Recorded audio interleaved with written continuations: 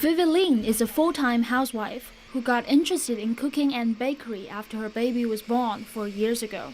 She learned to bake all kinds of cakes and biscuits, but soon found that she was making more than her family could eat. Lin began to share them with her friends through social media, and her friends liked them so much they encouraged her to start selling them online. So now whenever she feels like baking, she puts a note on her social media page so that people can order in advance. She says she's careful about keeping the quality up, even though her orders are getting bigger and bigger. I usually make my cakes 30 to 50% more expensive than the market price because I use better ingredients and the cost of labor is high because I only make a very small amount. During very hot days in summer, I don't make certain kinds of cream cakes because they are difficult to store and deliver. So instead, I make some biscuits or mooncakes.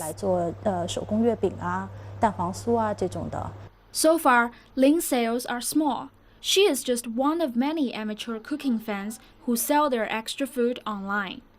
There may be issues ahead for her, however, in the shape of the State Food and Drug Administration. The SFDA has been meeting with online food ordering platforms, asking them to get rid of homemade food suppliers which don't have proper legal papers. Lin's cakes fall into a slightly different category because she's not using food ordering platforms. But the deputy director of China's Food and Drug Administration has also publicly warned against this type of sales.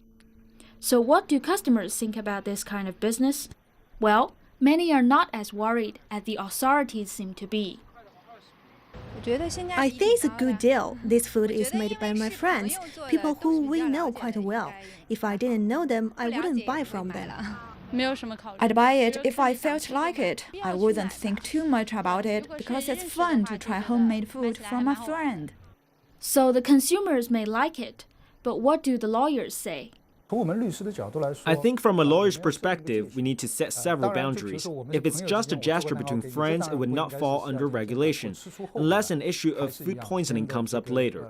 But we can determine whether it's a commercial transaction or not based on the following rules. 1 is the size of the sale, 2 is whether you have an actual money exchange, and 3 is whether you advertise for a food. If you have these 3, it determines that you're a business and can therefore be regulated. Tang says the number of legal consultations about this issue has risen over the past few months. Vivi Lin says she's aware of the change in the legal environment and is considering opening a workshop to apply for legal documents required for her homemade food. Jiayi, ICS for CCTV, Shanghai.